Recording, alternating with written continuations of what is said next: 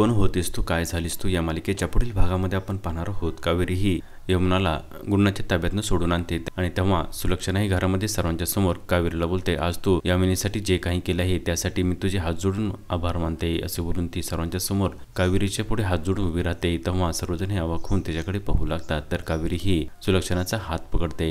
त्यानंतर आपण पाहतो सुलक्षणाने कावेरी व विद्याला साड्याचा व्यवसाय करण्यास परवानगी दिलेली असते आणि तेव्हा त्या दोघेही अतिशय आनंदित होतात आणि कावेरी ही विद्याला बोलते, आता आपण हा व्यवसाय करू शकणार आहोत आणि तेही आईच्या सहमतीने.